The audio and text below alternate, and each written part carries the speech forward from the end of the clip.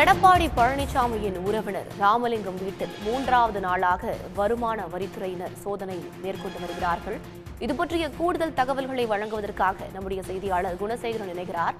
குணசேகரன், 2 தினங்களாக நடைபெற்ற சோதனையில என்னென்ன முக்கியமான ஆவணங்கள் கைப்பற்றப்பட்டன?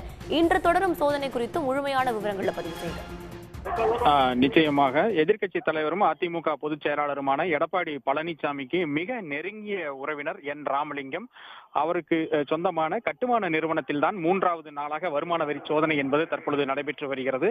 ராமலிங்கத்துக்கு சொந்தமான RCCL கட்டுமான நிறுவனம் தமிழ்நாடு மட்டுமல்லாமல் கர்நாடகா, ஆந்திரா உள்ளிட்ட மாநிலங்களிலும் பல்வேறு திட்டப்பணிகளை மேற்கொண்டு வருகிறது. குறிப்பாக அரசு ஒப்பந்தங்களை எடுத்து கட்டுமானங்கள், தேசிய நெடுஞ்சாலை திட்டம், ஸ்மார்ட் மீட்டர் திட்டம், அதே போன்று பெங்களூரில் அரசு கட்டிடங்கள், நீர்ப்பாசனம், கால்வாய் திட்டம், கடல்சார் திட்டங்கள் என பல ஆயிரம் கோடி ரூபாய் மதிப்பிலான அரசு திட்டங்களை எடுத்து இந்த நிறுவனம் மேற்கொண்டு வருகிறது.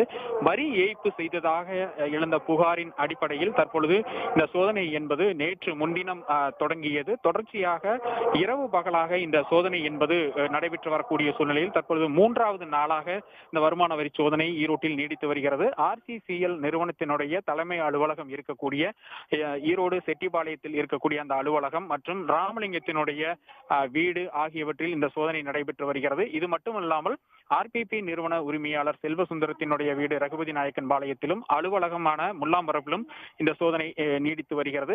இதேபோல் ராமலிங்கத்திற்கு தொடர்புடைய அம்மாப்பேட்டை, ஈரோடு மாவட்டம் அம்மாப்பேட்டை அருகே இருக்கக்கூடிய மரவள்ளி கிழங்கு ஆலையிலும் இந்த சோதனை என்பது தொடர்ச்சியாக இன்று 3வது நாளாக நீடித்து வருகிறது.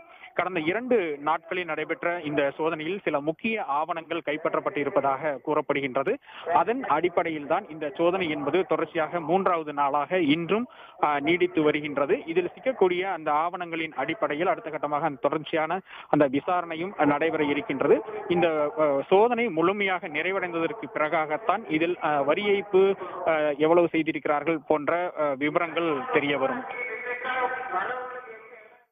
விவரங்களுக்கு நன்றி குணசேகரன்.